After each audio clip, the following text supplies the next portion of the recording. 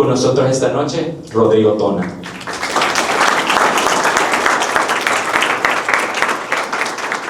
Gracias.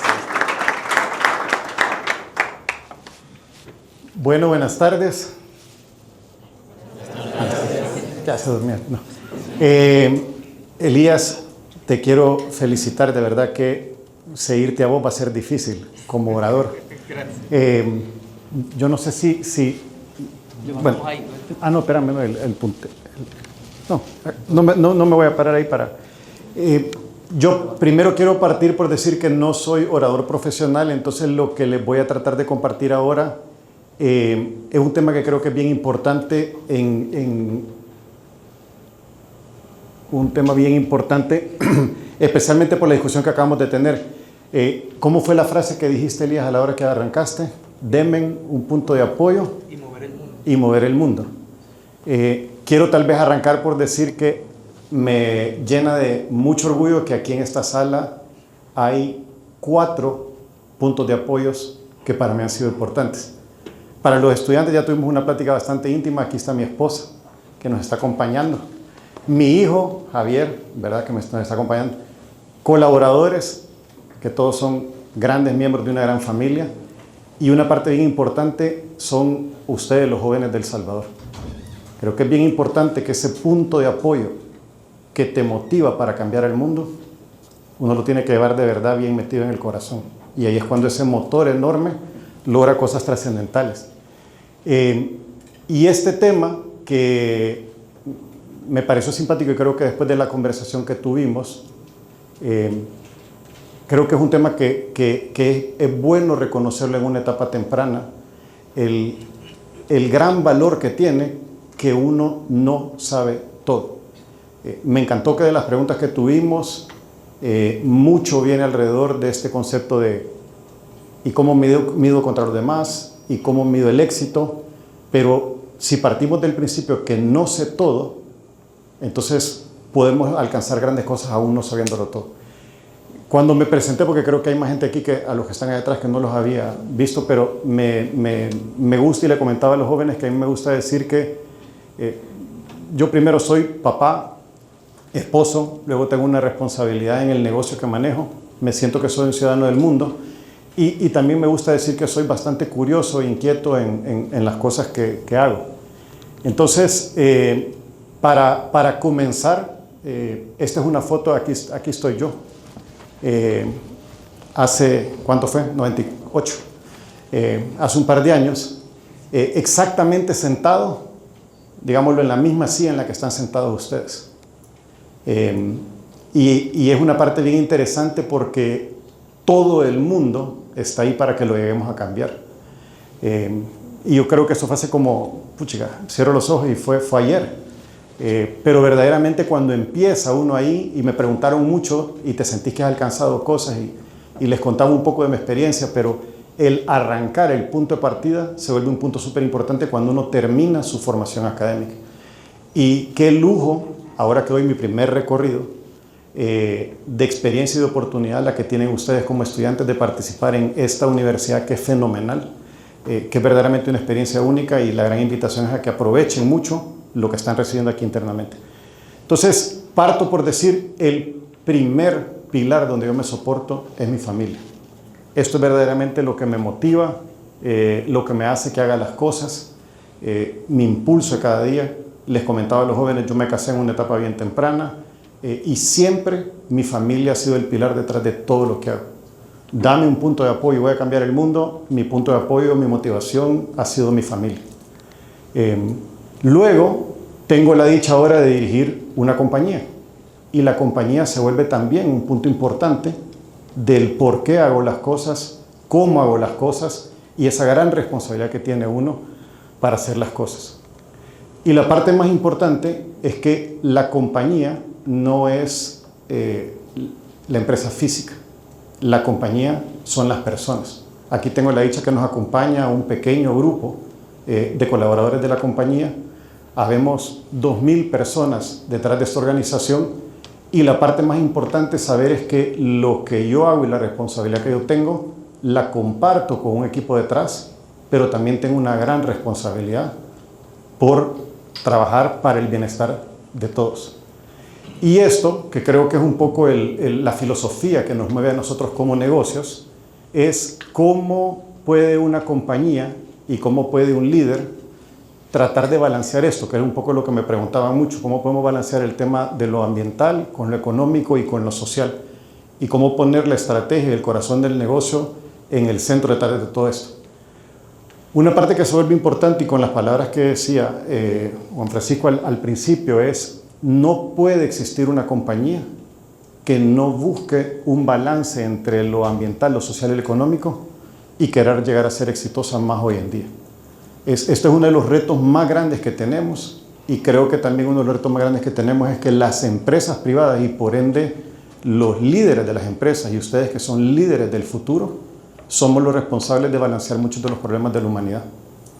Y eso no hay que tomarlo light, porque más allá de solamente buscar el resultado económico de hacer un producto funcional que la gente lo quiere y esté dispuesto a pagarlo, lo tenemos que hacer de manera sostenible ambientalmente, y tenemos que generar un beneficio que impacte también a las comunidades en las que trabajamos, a donde los productos operan, dependiendo de dónde lo vamos a poner. Entonces, lograr el balance de todo esto es un tema complicado. Y tú me hiciste una pregunta que te dije que te la iba a contestar después, y era un poco qué es lo que yo consideraba. Él me preguntaba qué consideraba yo que era el éxito. Y aquí venía este pequeño video que habla un poco de, yo les decía que más que medir el éxito, en el tiempo la vida me ha enseñado a buscar tener un propósito. Y entonces les voy a compartir. El propósito es que cuando llegue mi invierno me convierta en un abono que permita que lo que florezca de esto sea mejor que lo que yo recibí. Y yo tuve la dicha de escuchar a un profesor de Harvard, por cierto, que se llama Arthur Brooks, que él, en su exploración de la Edad Media, se perdió un poco en entender qué es lo que él quería hacer con su vida. Y en una andanza por un país, creo que era en India, encuentra a esta persona que le explica que la vida era un ciclo, que cuando uno nace, está en su primavera, ese es el momento en el que todo está empezando a florecer, todo está empezando a nacer. Luego llegas a tu verano, y en tu verano es cuando tú tienes este pico, en donde estás en todo florecer, es cuando tú generas todos los frutos de tu vida. Pero luego viene el otoño, y el otoño es un proceso bien importante, que es cuando te estás preparando para la llegada del invierno. Y el otoño es uno de los procesos más duros, porque uno tiene que aprender que todo lo que pudiste cosechar no te sirve para ti, sirve para que en el otoño, ese proceso que no es empezar a acercarte hacia el fin de algo, el invierno sea cuando todo lo que tú generaste en ese verano eventualmente va a terminar cayendo y se va a terminar convirtiendo en tierra, para que la próxima primavera que venga sea una primavera que florezca súper bien. Entonces, a mí me encanta decir que el balance de vida es: yo recibí una primavera extraordinaria. Mucha gente antes que mí, mi familia, mis padres, toda la gente que vino antes que mí, sembró un montón para que yo pudiera tener una primavera preciosa. Y le he disfrutado un montón. Y siento que he tenido un verano espectacular. Entonces, mi propósito de vida es que cuando llegue mi invierno, yo esté preparado para que lo que entregue sirva verdaderamente como abono para que la primavera de alguien más sea mejor que la mía. Y eso va para mis hijos, eso va para la sociedad, eso va para todo lo que hago. Entonces, cuando yo eso que lo escuché de este profesor, y después me quedé leyéndolo, dije: ese es mi propósito. Cuando llegue tu invierno, asegurarte de ser el mejor abono que puedas para la primavera de otros. Y ese concepto tan básico de tratar de entender que lo que estamos cosechando en esta vida no es realmente para nosotros. Creo que fue mucho de las preguntas que preguntaban: ¿cómo medimos el éxito? ¿Cómo podemos? El tema es cómo trabajo, pero con un propósito en mente. Y una invitación bien grande para ustedes en esta etapa temprana es que, además de ponerse los retos grandes, de querer tener ese método, lo que les decía, el segundo lugar es el primer perdedor, pero tenemos que tener un propósito que trascienda más las metas puntuales que tenemos. Entonces, el punto del propósito, va evolucionando en el tiempo, pero se convierte en una parte bien importante de lo que uno sabe. Entonces, ya que me conocen un poquito y que han conocido un poquito de mí, el tema es: ¿y entonces por qué el no saberlo todo se convierte en una ventaja? ¿Por qué o cómo ocupo el desconocimiento como una ventaja? Alguien me preguntaba el tema de mi experiencia en Citi. Les dije: soy ingeniero industrial, saco mi maestría, y les puedo decir que yo no tomé ninguna carrera ni de contabilidad ni de finanzas porque detestaba las finanzas y la contabilidad en la universidad. ¿Y qué es lo que pasa? Cuando yo me gradúo de la universidad, creo que Ana Cristina, ustedes conocieron a Ana Cristina, varios de ustedes conocieron a Ana Cristina. Yo aplico porque Citibank tenía un puesto de 6 Sigma. No sé si han oído la teoría de 6 Sigma, entonces control de procesos estadísticos, y entonces el ingeniero industrial levanta la mano y dice, yo quiero aplicar el puesto de 6 Sigma. Me entrevistan y pasan por todo el proceso de entrevistas y me llaman a Cristina, que en aquel momento estaba en el área de banca corporativa, y me dice, hey, Rodri, extraordinario, te queremos dar trabajo. Chévere. Pero el puesto de 6 Sigma lo dimos hace 2 semanas. Y entonces, ¿para qué me llaman? Porque andamos buscando ingenieros industriales para analistas financieros. Entonces le dije, hey, Ana Cris, pero yo detesto las finanzas y yo no sé nada de finanzas. Eso es lo que queremos, me dijo. Queremos el cerebro de resolver problemas más que la matemática, porque eso lo conocemos aquí en casa y se los podemos enseñar rápido. Y en realidad, y ella me dijo, te vas a casar dentro de poco y nunca te va a caer mal que en tu currículum diga que trabajaste para Citibank, que entonces tome el trabajo. Y así fue mi primera aventura de ocupar el desconocimiento para aprovechar una oportunidad nueva. Y de verdad, créanme que para mí era súper complicado. Tú me preguntaste qué se siente cuando los demás están sobresaliendo y tú estás atrasado. Yo no podía cuadrar un balance y me contrataban como analista financiero. A mí me daba pena. O sea, los números los entiendo, pero yo no entendía qué era cuadrar un balance. Entonces, la pasada por Citibank y el temor que yo tenía de entrar a algo desconocido, lo que permitió fue aprender de todo. Citi era un banco chiquito, solamente trabajaban 100 personas, entonces había que aprender cómo operaba todo el banco. Trabajaba en toda la región centroamericana, desde El Salvador se veían todos los negocios regionales. Entonces, lo que tuve fue una gran maestría en finanzas por haberme tomado la decisión de meterme a un lugar en donde lo desconocido era más grande que lo que yo conocía. Y no dejarme que el miedo a no poder hacerlo para lo que me estaban contratando me dominara y tomar la decisión que decir que no. Entonces, tal vez la primera decisión y la más importante para mí fue haber arrancado en mi vida profesional nunca trabajando en lo que yo estudié. Pero interesantemente esto les va a pasar en la vida, porque el cerebro, les decía, la parte de ingeniería, te prepara para resolver problemas. Y ahí me pusieron a resolver problemas analíticos, números, después pasar a resolver problemas de compañías, ayudarles a generar valor a través de negocios, y tuve la dicha de pasar por varios lugares en Citibank. Entonces ese fue mi primer momento del encuentro con lo desconocido. Y ya me sentía bien cómodo. Ya tenía mi trabajo, ya tenía una nueva carrera, me había gustado la parte de las finanzas, me encantaba todo esto. Y de repente viene otra decisión crítica. Una persona importante que trabajaba en el negocio de familia se retira. Ahí está mi papá, es el señor que está aquí, mi tío, mi hermano y yo. No sé cuánto tenía ahí. Pero me llaman y me dicen, mira, queremos que te unas al negocio de la familia.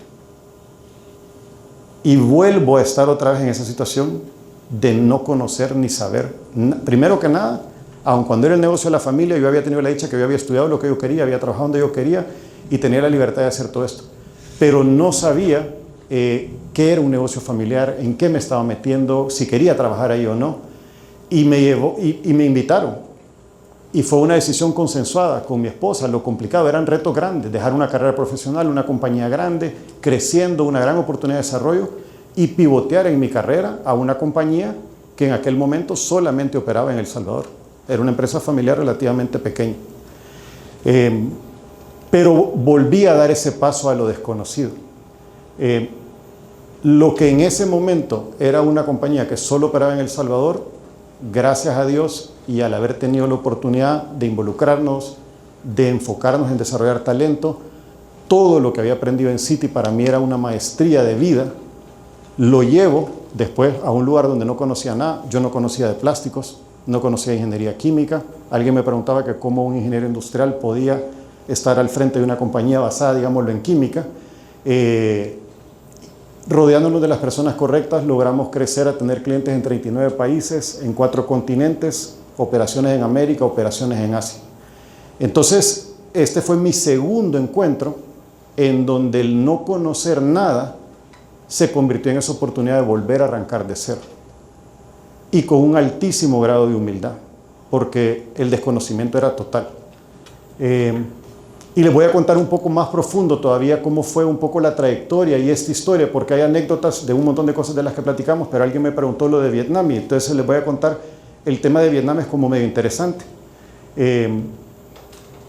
Teníamos un cliente americano que nos invita y nos dice, miren, tenemos un problema.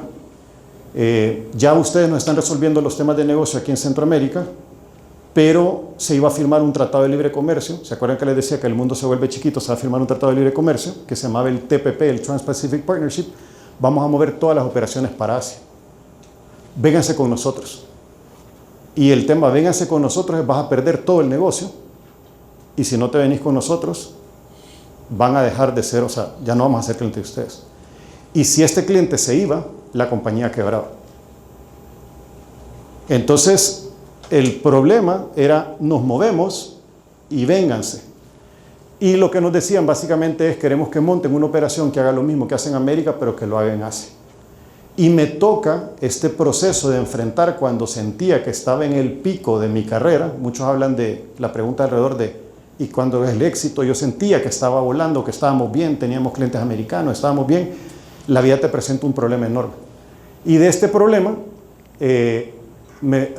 aquí había una animación, pero les decía, soy bastante curioso y me voy en esta expedición a Asia y me voy a encontrar que las cosas son completamente distintas. Los sistemas de transporte, lo que la gente toma, y como les decía al principio que soy medio geek con la parte tecnológica, la ciencia, la tecnología ya era otra onda y esto era impresionante. Entonces todo era completamente distinto.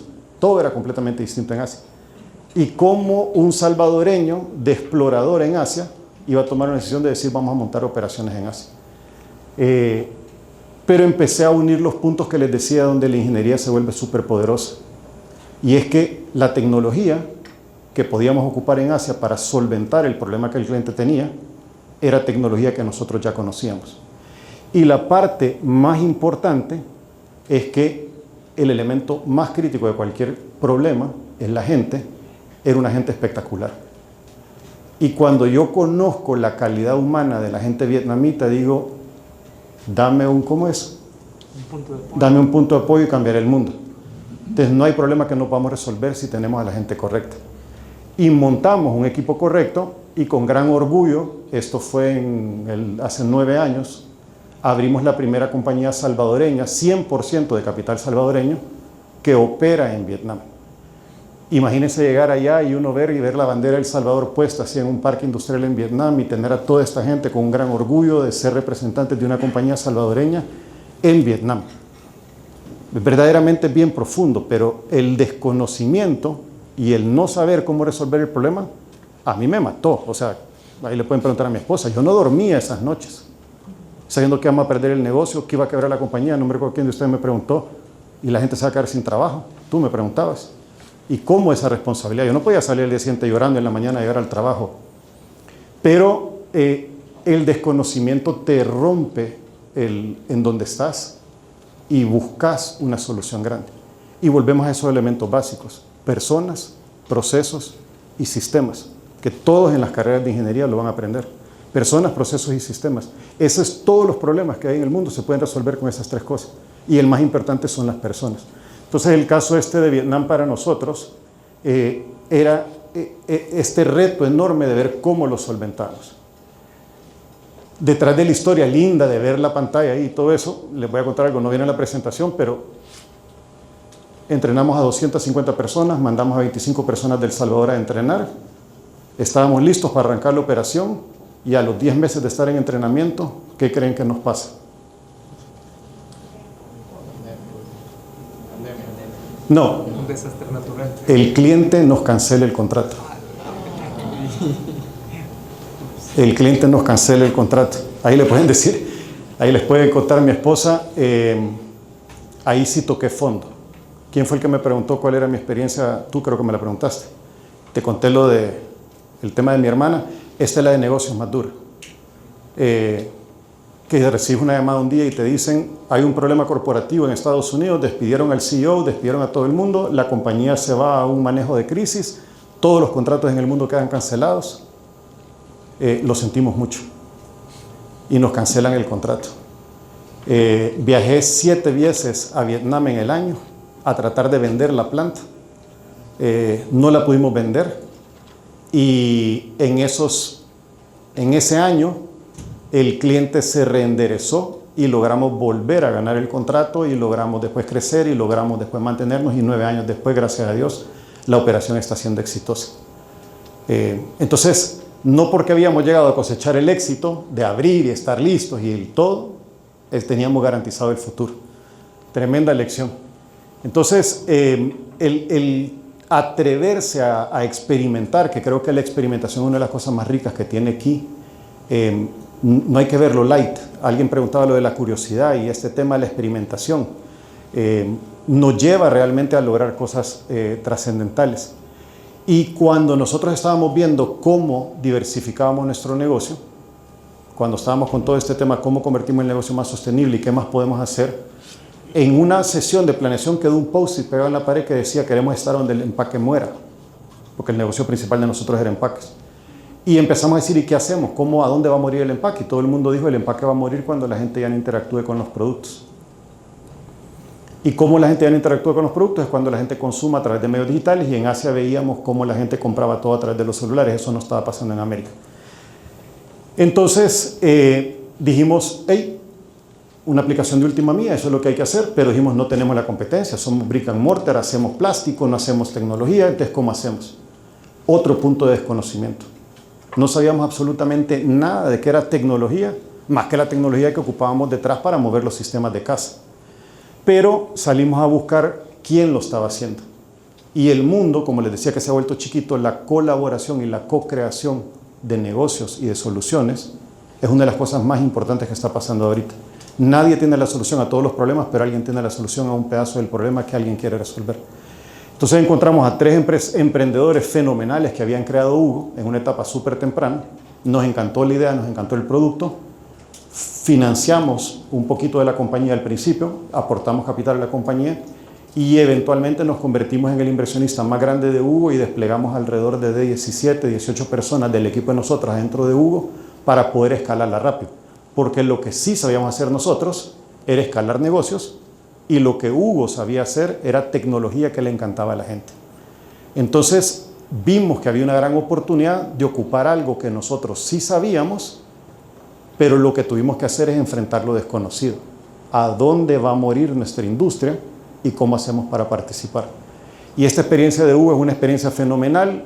Participamos 3 años en la compañía, o 4 años, y después creo que todos vieron, pues se vuelve la venta de tecnología más grande de Centroamérica y un caso de éxito y verdaderamente un equipo de emprendedores espectacular, con una solución espectacular. Y nosotros, del mundo industrial fabril, ¿cómo terminamos metidos adentro de esto? Y era porque no conocíamos en lo que nos estábamos metiendo verdaderamente, pero sabíamos que teníamos las ganas y la capacidad de poder resolver algo. Y después de haber empezado a resolver estos problemas, cuando estábamos haciendo esta planeación también decíamos: miren, nosotros movemos productos en 39 países. La movilidad de productos es algo que sabemos hacer. ¿Cómo buscamos un problema que se pueda resolver, que no esté resuelto? Y empezamos a ver que había un gran vacío, que era que nadie tenía. Centroamérica Norte, o sea, Guatemala, El Salvador y Honduras, carece de infraestructura que haga que la logística sea eficiente. Y aun cuando conocíamos de logística por lo que movemos, no teníamos ni idea lo que quiere decir meterse a invertir en un negocio o crear una unidad de negocio para esto. Y eso nos llevó a pensar cómo podíamos hacerlo.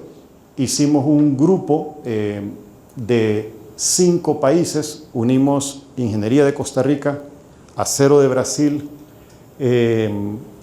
Construcción de Panamá, un equipo de El Salvador y un equipo de Europa para rediseñar lo que era infraestructura logística de El Salvador. Este es un parque que ya lo pueden ver ahorita. Esto era un sueño hace 5 años y se convierte en el parque logístico más grande de El Salvador, el más moderno y grande de Centroamérica, y todo lo que tiene este parque es innovación. El piso es ingeniería en una patente de Bélgica, que permite crear construcciones en donde el piso está flotado sin uniones. Encantados cuando quieran ir a conocerlo, el que quiera ir, pues hacemos un tour. Toda la parte de las calles, perímetros y todo están diseñados para que los carros no se muevan, solamente se pueden mover en un giro hacia la izquierda. Entonces la eficiencia es un parque automatizado, no para un camión nunca, tienen preregistro digital. Y después vimos que la oportunidad grande era que al haber construido estas grandes superficies, teníamos otro negocio y era que los techos los podíamos convertir en una planta fotovoltaica. Y entonces nace Neo Energy, de Neo Smart Properties, nace Neo Energy. Y cada parque va a tener una planta solar de 20 megas. Entonces la idea es construir un negocio logístico y por encima construir un negocio solar.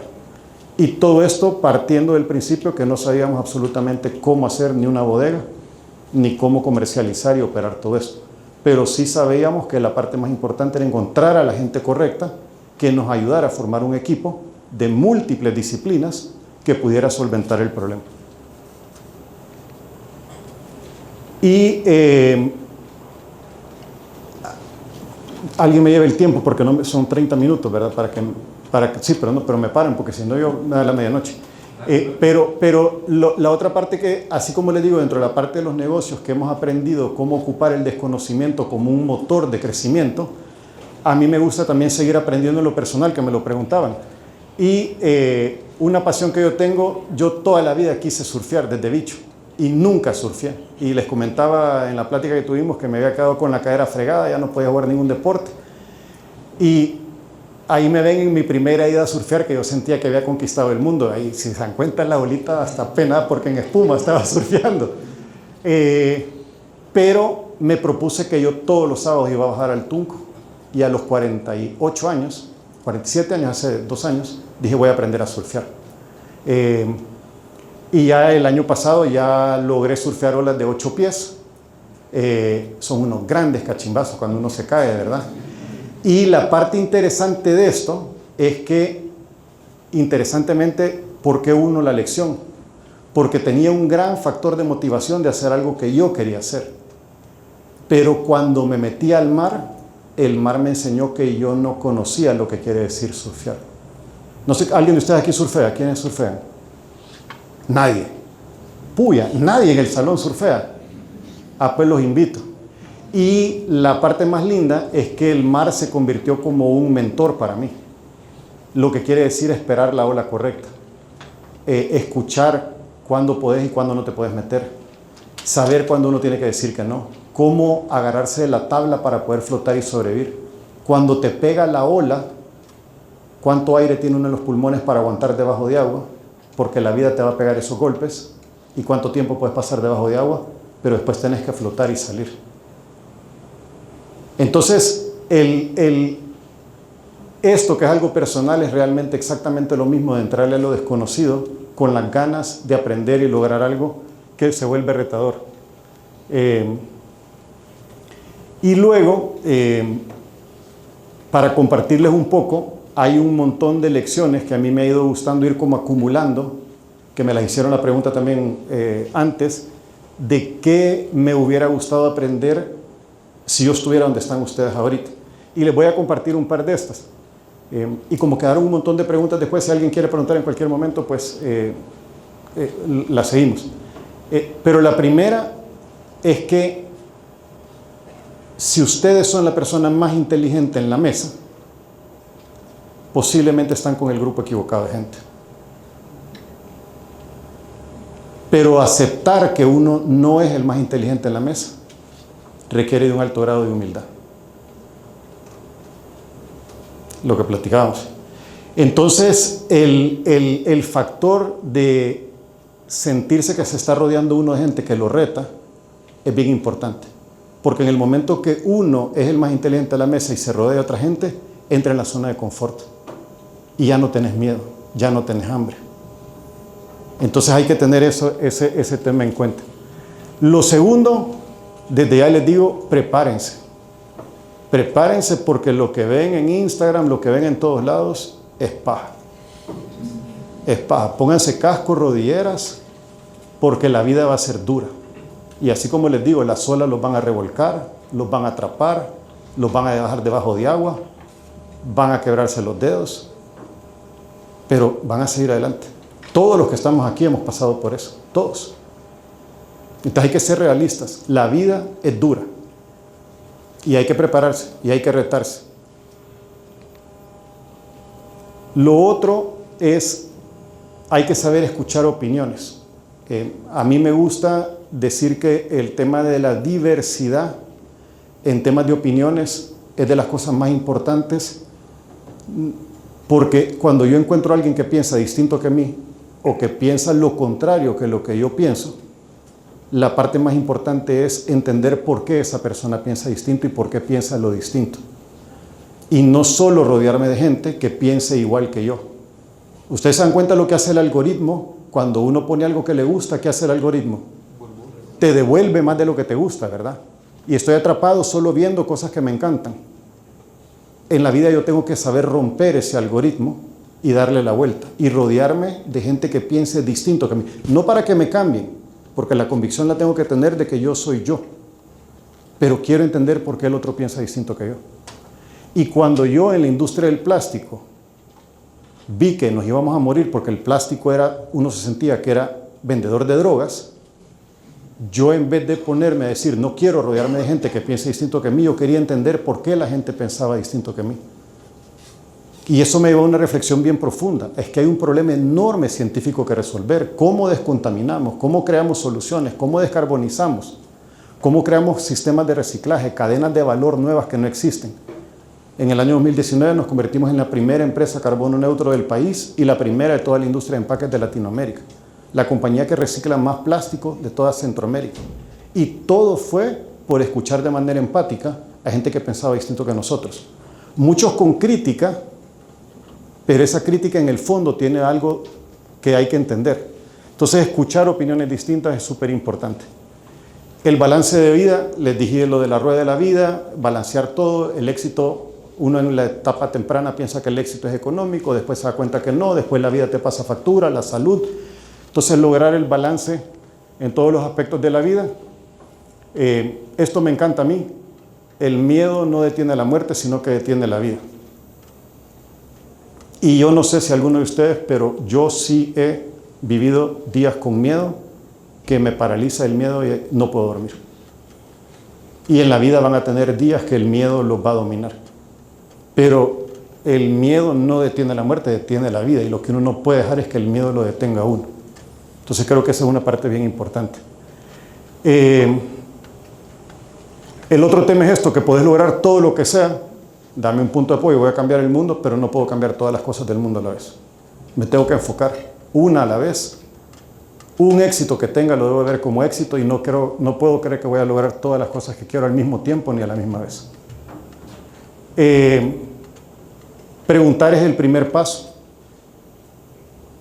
¿Se acuerdan la regla? ¿Cuál era? ¿Por qué? ¿Por qué? ¿Por qué? ¿Por qué? ¿Por qué? Y ¿por qué? Los 5 por qué, ¿verdad? Preguntar. Esto creo que es bien sencillo, pero bien profundo. Es que no hay que tener miedo a fallar, porque ahí hablábamos del fracaso hace un rato. Y decían, hey, ¿tenés miedo a fracasar? Claro que tengo miedo a fracasar. Pero ¿y si no lo intentamos?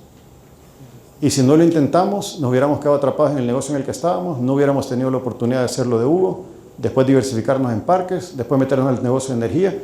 Claro que da miedo, pero si uno no lo intenta, no lo logra. Y también les puedo hablar de otros 50 proyectos que fracasamos, que los tuvimos que engavetar y botar. Uno cuenta las cosas exitosas, pero a veces se queda con las cosas que no son tan bonitas. Pero el tema es no detenerse a intentarlo. Me encanta, y aquí en Key creo que me contaron ahorita que tienen esto que me parece fenomenal, y es, encuentren un mentor en la vida. Los gringos en Estados Unidos, la palabra mentor va mucho más allá de como la conocemos en Latinoamérica. En Latinoamérica un mentor es como alguien que te apoya, pero en Estados Unidos un mentor es alguien que te acompaña toda tu vida. Y la gente tiene estos mentores. Vos le decís a alguien, vos puedes ser mi mentor, y entonces esa persona te va a acompañar 20 años en tu carrera. Tenés un problema, le llamás y le preguntás. Lo que yo he aprendido, esto, tú me preguntaste qué hubiera hecho distinto, yo hubiera tenido más mentores de joven. Nunca busqué ayuda en mentores. Pero lo que he aprendido ahora es que para solventar problemas no tengo que tener un solo mentor. pero sí tengo que buscar un mentor para cada reto que encuentre. Y un mentor es alguien que típicamente ha vivido la experiencia que tú vas a vivir, 10 años, que ha fracasado, que ha tenido éxitos y que te puede dar consejos bien profundos y sanos desde el fracaso y desde el éxito que te pueden servir en la vida. Entonces, el tema de los mentores se vuelve un tema súper importante en la vida. Entiendo que ustedes aquí en Key tienen a un mentor que los acompaña, que es un proceso de mentoring en la carrera y en la formación. Pero cuando salgan, en el trabajo que vayan, a donde vayan, busquen quién pueda ser un mentor y no tener miedo a preguntarle, a pedirle apoyo y que les ayude. Y otra parte que se vuelve fenomenal, especialmente ahora, y no sé si lo han experimentado, con la liberación de ChatGPT 5, o sea, lo que se acaba de liberar hace 15 días, es impresionante el poder tener ahora un mentor en el bolsillo para tratar de batear y resolver inquietudes que uno tenga. Pero con cuidado de no confundirse, que ahora todo es SansGPT es mi nuevo mentor y con él me voy a pegar a todo. Porque los humanos tienen un valor enorme que aportar a la gente, pero sí es una herramienta súper poderosa. El otro es el fracaso más el aprendizaje igual a progreso. Y esto lo hablábamos ahora, ¿verdad? De que fracasar, pero aprender del fracaso, es la manera como se construye el progreso. Y como todos son ingenieros, vean la ecuación, ¿verdad? Si no tengo fracasos, mi progreso va a ser menor. O si tengo pocos fracasos, mi proceso va a ser menor. Entonces el aprendizaje depende de ustedes. Aprendan, aquí están aprendiendo. Pero el fracaso se da porque se atrevieron a hacer algo. No importa cuánto aprendan y se van así como que súper brillantes y todos con A de notas y no hacen nada cuando salgan de aquí. Entonces el progreso que van a lograr es bien poco. Hacen un montón de cosas, fracasan un montón y no aprenden y la van a tener complicada también. Entonces lograr fracasar pero aprender del fracaso se convierte en la clave del progreso. Y con esa que es la 10, creo que tenemos que acabar los 30 minutos, voy tratando de cerrar.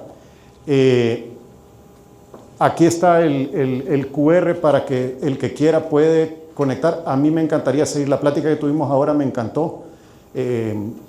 Si quieren preguntar cualquier cosa, si tienen cualquier duda, si quieren preguntar cualquier cosa, pues me pueden mandar un mensaje y con gusto. Igual nosotros, yo solo quiero decir que además de tener la oportunidad de estar aquí platicando, como compañía también somos un socio formador. Esperamos que los vamos a ver a algunos de ustedes o a todos ustedes dentro de las operaciones de nosotros para tener esa formación también dual. Y yo con las puertas abiertas pues para poder compartirles o ayudarles en cualquier momento a seguir contestando varias de las preguntas que me encantaron que nos hicieron. Así es de que con esto voy cerrando, cumpliendo con el tiempo. Les agradezco mucho la oportunidad y no sé si ahorita hay todavía alguna pregunta o algo, si todavía hay 5 minutitos. Allá atrás hay una pregunta.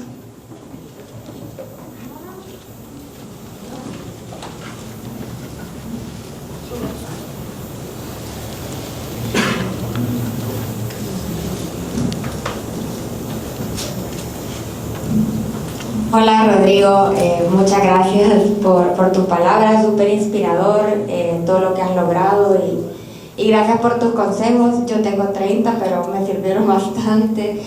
En uno de los videos quizás más interesantes que he visto de ti, vi que tú de joven querías ser panadero. Entonces me encantaría escuchar un poquito más de eso y cómo eso se transformó a lo que ahora sos. Sí. Pues yo soy bien curioso y cuando me quedo desocupado me invento y veo qué quiero hacer y a mí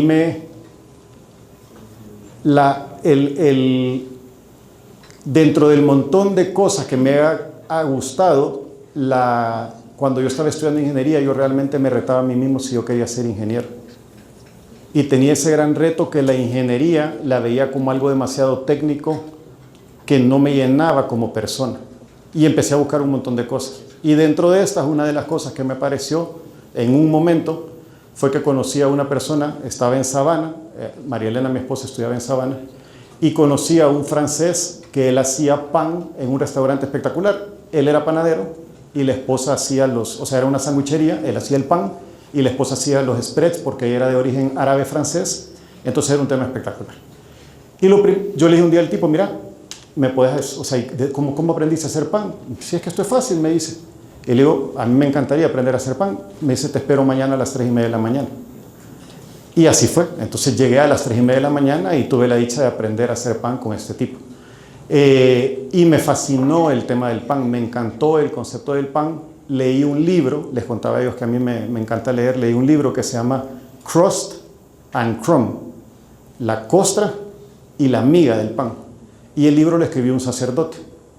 Y hablaba de la filosofía de cómo la unión del trigo, el agua y la sal podían llegar a crear esa belleza que era el crust y el crumb. Y me apasionó todo eso. Ese sueño, digámoslo, ahí quedó y obviamente pues...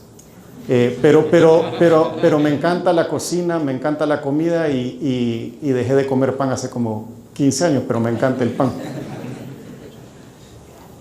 ¿Otra pregunta?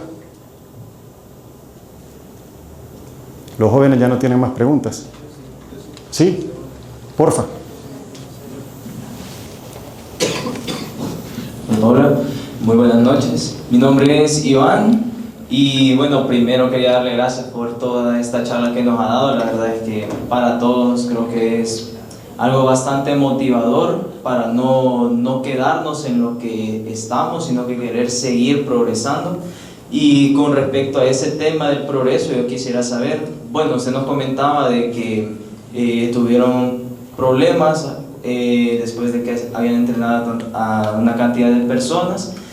Yo quisiera saber, en el momento que pasa eso, ¿qué es lo primero que usted hace para decir, yo no me voy a quedar aquí, yo voy a salir de esto y yo sé que de alguna forma yo voy a conseguir progresar? Lo primero es meterme a un cuarto y llorar.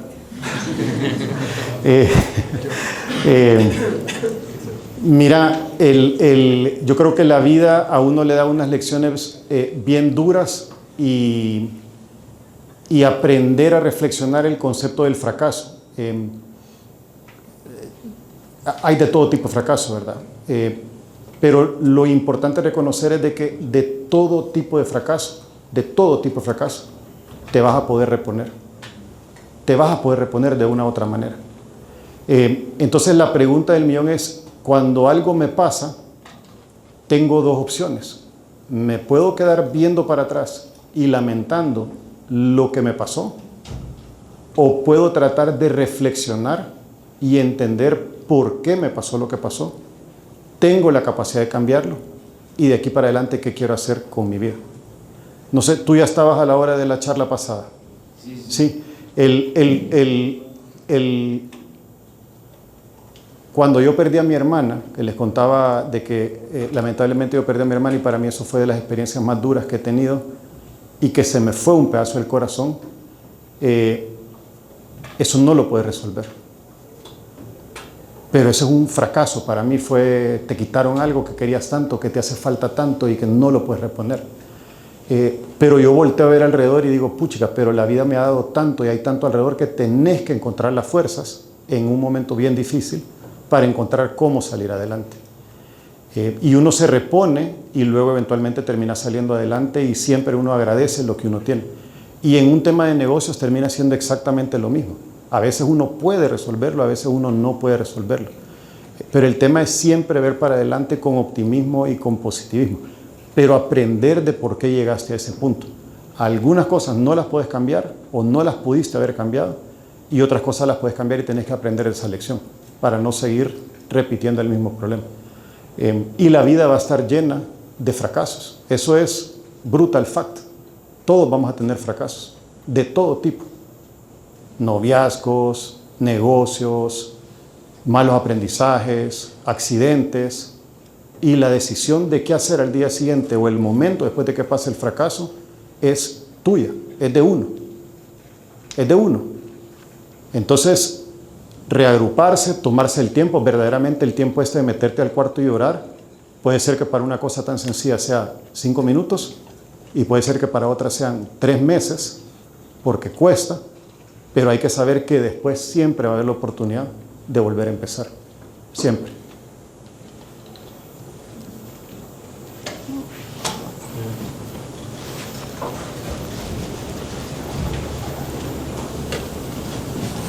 Buenas noches, Rodrigo. Muchísimas gracias por su conferencia.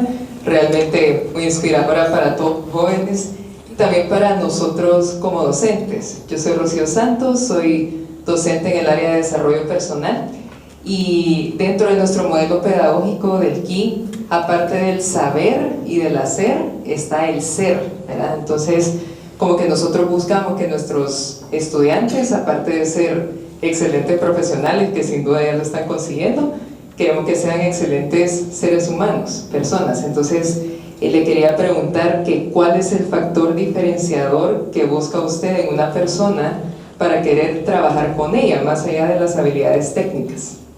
Gracias. Sí.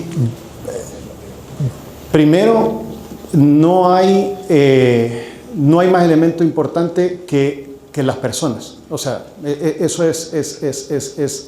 está hasta trillado ya decirlo. Pero la parte que para mí es más importante es que hoy, donde el conocimiento está tan democratizado, o sea, tanta gente puede acumular tanto conocimiento, el factor diferenciador más grande que tienen ustedes como personas es encontrar la parte más genuina de cada uno de ustedes mismos y potenciarla al máximo. Entonces, la parte técnica uno la puede desarrollar un montón en conocimiento y puedo seguir acumulando conocimiento y miles de gente tienen conocimiento, pero solamente va a haber un Rodrigo Tona, un Carlos Martínez. Y esa versión de ustedes debería de ser el activo más grande que ustedes pueden llevar con ustedes mismos como personas. Y por eso cuando uno va a una universidad de ingeniería, el tema más importante es que los ingenieros tenemos que aprender un montón de soft skills, porque somos súper buenos en la parte técnica, pero no tanto en la parte de la parte soft. Entonces, hoy en día, la combinación de ser personas híbridas es de los elementos más poderosos. O sea, tener una persona que pueda ser sumamente analítica en lo que sea, dependiendo de la rama en la que esté, pero que tenga excelentes competencias humanas que en el tiempo le permitan desarrollarse en un buen líder. Porque para poder liderar, tiene uno que tener las competencias humanas. Entonces creo que las organizaciones, lo que sabemos es, una organización excelente es una que tiene a personas ordinarias con procesos y sistemas extraordinarios que le permiten alcanzar cosas radicalmente distintas. Y esos procesos y esos sistemas son desarrollados y liderados por las mismas personas. Entonces necesitamos buenas competencias técnicas, pero grandes habilidades, especialmente habilidades de liderazgo. Y esa combinación es difícil. Y el tema de liderazgo se aprende haciendo, ¿verdad? No hay manera de solo leer un libro de liderazgo y pensar que uno la mañana siguiente va a ser un buen líder. Y como concepto de liderazgo, los invito a que busquen el término de qué quiere decir liderazgo situacional. Y tal vez una de las cosas más importantes es que en el tiempo uno de los retos más grandes es que las situaciones a las que la vida los enfrente les van a exigir que tengan un estilo de liderazgo bien distinto. Y esta teoría de liderazgo situacional es una de las cosas que nosotros desarrollamos un montón adentro de la compañía, pero también de las que buscamos que la gente tenga la capacidad y de la empatía de poder ser un líder situacional. Un líder que en el momento que tiene que ser duro, estricto y tomar decisiones rápidas las tome, pero en el momento que tiene que bajarse a enseñarle a alguien y tomarse el tiempo y ser paciente, lo puede hacer. Entonces, la combinación de las dos skills es bien importante.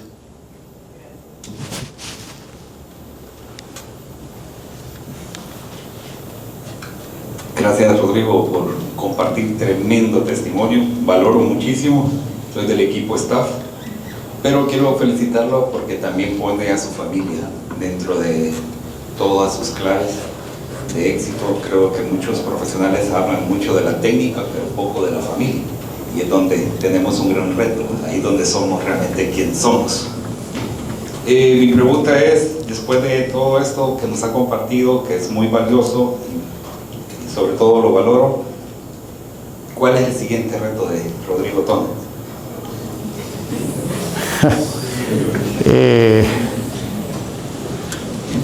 Pues, en realidad, a ver,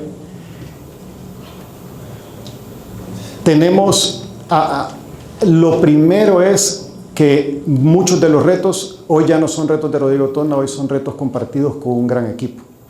Porque la transición de ser la compañía que era termoencogibles, una sola compañía de empaques, a pasar a ser un grupo, me retó y me demostró que yo no puedo tener grandes sueños si no los comparto con alguien más. Entonces, dentro de las grandes aspiraciones que tenemos, una unidad de negocio dentro del negocio de packaging está queriendo ser la compañía más grande de Latinoamérica de un subsector, y eso quiere decir que tenemos que conquistar Colombia, Perú, México, Chile en los próximos 3 a 5 años. No tenemos idea cómo, porque no hemos podido entrar a México en los últimos 2 años. Entonces ahí tengo un reto, digámoslo, compartido con un equipo. NIO, que fue este proyecto que lo vemos ahora precioso, terminado, fue verdaderamente súper complicado desarrollar el primer proyecto. Es la inversión más grande que habíamos hecho nosotros como compañía. Estamos ahorita en el proceso de diseñar ya el parque NIO 2, muy próximos a lanzar el parque NIO 2. Y esto, digámoslo, fuera en un periodo de 4 años, haber casi triplicado el capital que hemos invertido, de 50 años, haber hecho en 3 años 2 veces más de lo que habíamos hecho de inversiones. O sea, es bien radical. Y lo tercero es de que al habernos rodeado de gente súper capaz y al haber aprendido un montón de otras compañías, a mí me gusta tener siempre referentes. No sé quién es el de ustedes que me preguntaba, por ejemplo, don Roberto. Yo a don Roberto toda la vida, de chiquito lo vi como el empresario exitoso, y después lo fui conociendo y he tenido la dicha en los últimos 10 años de conocerlo más como empresario. Pero el haber conocido mucha de esta gente me llevó a repensar y decir, hey, ¿y cómo creamos una unidad que se encargue de buscar negocios del futuro y construir un brazo de inversión que se encargue de construir negocios que ya están operando para escalarlos a gran escala? Entonces, mis 2 retos principales ahorita son el construir esta nueva unidad que se llama Ternova Capital, que es como montar un centro de inversión de capital para construir negocios en escala rápida. Y lo segundo es cómo aprender a crecer a través de adquisiciones de compañías, que nosotros nada de lo que hemos hecho ha sido a través de adquisiciones, ha sido todo orgánico. Entonces, ahí están tal vez de los 2 retos más grandes que tengo personalmente.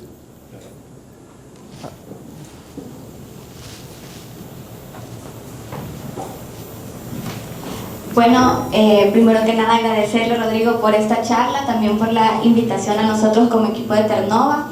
Quizás ya no somos jóvenes estudiantes, pero sabemos que la vida es constante transformación, es uno de los pilares fundamentales de la empresa. Entonces, pues nos enfrentamos constantemente a cambios y situaciones en las que no, como usted lo dice, no lo sabemos todo. Entonces, mi pregunta, bueno, más que una pregunta, es pedirle un consejo de cómo podemos abordar esas situaciones o abordar esa incertidumbre que puede venir de aquellas situaciones en las que tenemos que tomar decisiones importantes, decisiones que a veces uno puede sentir como que son como life changing, que si me arrepiento después de tomar una decisión u otra, cómo poder navegar esa incertidumbre para tomar una decisión. Sí. Que eso puede ser en un montón de temas, ¿verdad? O sea, cómo tomar una decisión difícil. Yo creo que cuando uno toma una decisión, toda decisión que uno tome va a tener una consecuencia. Y la parte importante es tratar de balancear que de las opciones que tenés, cuando tomes la decisión, qué va a pasar después, pero no solo en una dimensión. O sea, no sé a qué exactamente te referís con tomar una decisión difícil, pero ayer recibo la llamada de mi hijo mayor y me dice, mira, estoy en un trabajo que acaba de empezar y le llega una carta de un lugar donde le había aplicado antes y le dicen, hey, te aceptamos. Entonces, él tiene que tomar una decisión difícil. ¿Qué hace? ¿Cómo balancear las opciones de eso? Dentro de las decisiones difíciles a veces es, hey, tengo que despedir a una persona o tenemos que despedir a 100 personas dentro de una organización. ¿Cómo tomo esa decisión? Me quiero cambiar de carrera. ¿Cómo tomo esa decisión? Entonces, dentro de todas estas decisiones, lo que uno haga, la decisión que uno tome hoy, va a tener un cambio para el futuro. Y creo que lo que uno puede hacer es proyectarse en dónde y cómo me quisiera sentir después de haber tomado esa decisión. Y tal vez cómo me quiero sentir en 6 meses, cómo me quiero sentir en 1 año. Pero hay una parte importante. Una vez uno tome la decisión, ya la tomé, ya estuvo. Si no tengo lo que quiero, también es importante decir cómo voy a reaccionar ahí. Entonces, ese proceso de pensamiento de tratar de decir cuáles son mis opciones y cómo voy a terminar, pero si no me sale como yo quería, ¿qué opciones tengo? Y tratar de anticiparse. Pero la vida me ha enseñado que por mucho que uno planee como ingeniero, las cosas no salen como uno quiere, ¿verdad? Entonces, esta es incertidumbre que no vas a poder controlar al 100% el outcome de todo, pero sí tratar con cabeza fría de ver opciones. Y la otra parte que creo que es importante es, antes de tomar una decisión solo, busca un mentor y que el mentor te ayude a verlo o ver puntos de vista encontrados. Qué dice una persona, qué dice otra persona, y después hacerse una opinión más educada antes de solo tomar la decisión de impulso. ¿Alguna otra preguntita? Estamos aquí. Quizá me pregunto, siguiendo esa, que es ¿de qué manera hacer un análisis de riesgo frente al futuro? Muchas de las decisiones son un trade-off entre mi costo de oportunidad que voy a perder ahorita versus cuánto puedo ganar, ¿verdad? Entonces, quizás si hay... preguntarle cuál es el método personal que tiene para tomar esos riesgos, para decir, bueno, voy a sacrificar esto, pero sé que sumado al esfuerzo que voy a tener que hacer, ese esfuerzo va a hacer que valga la pena el premio o el riesgo que estoy buscando adquirir después, ¿verdad? Sí. Mira, la pregunta es bien difícil, pero en un tema de negocios, la manera como uno hace es que uno ve el caso de negocios y después le pasas un filtro de los riesgos que se puedan materializar con una tasa de probabilidad de que se materialicen y veo el retorno neto del riesgo probabilístico. Eso es bien técnico. En la vida real uno tiene que más o menos aprender a hacer eso como de naturaleza segunda, que el cerebro te lo vaya haciendo. Pero creo que también lo que termina pasando es que nos volvemos bastante seguidores de las emociones. Entonces muchas veces nos guiamos mucho por lo que el hígado te dice. Y hay que tener cuidado de no caer en la trampa de tomar decisiones mucho solo de impulso, sino que tratar de hacer ese balance. Pero fórmula exacta de cómo, te digo, no ahí sí te fallo, no tengo. Ya me dejaste tarea. A ver, una pregunta dura. Yo quiero contestar esta pregunta. A ver.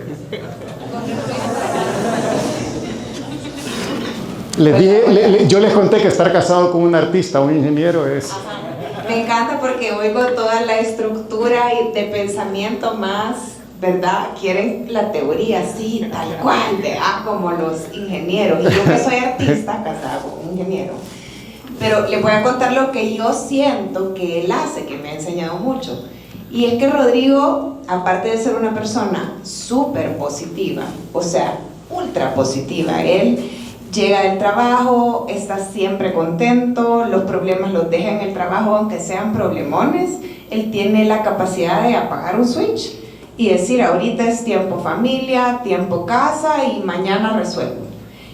Y creo que un tip bien lindo para tomar decisiones es no tomarlas en el momento, ¿verdad? A veces, si nos dormimos, al día siguiente podemos verlo más claro. Y creo que esa es una de las cosas que Rodrigo hace a menudo. Yo a veces estoy con la cabeza con algún problema y yo, Rodri, mira, baby, ahorita no, mañana lo vemos. Y cuando tú haces ese stop, creo que neuronalmente algo sucede que podés ver con más claridad el problema al día siguiente o unas horas después. Entonces quizás el no apresurarse es un método que él tiene siempre, ¿verdad? Él se espera, lo piensa. Incluso yo que soy acelerada cuando le estoy preguntando algo, porque él, no sé si los colaboradores se han fijado que a veces se queda como en la luna, vea, como que le estás hablando y él no te está contestando en el momento. Es porque él procesa como lento y después tiene como la respuesta, vea. Y yo a veces quiero todo ya, contestemos ya, hagamos. Es esa capacidad de parar. Yo creo que eso ayuda muchísimo cuando vas a tomar una decisión difícil. Sí. Ese es mi aporte como esposa. Súper, Bárbara.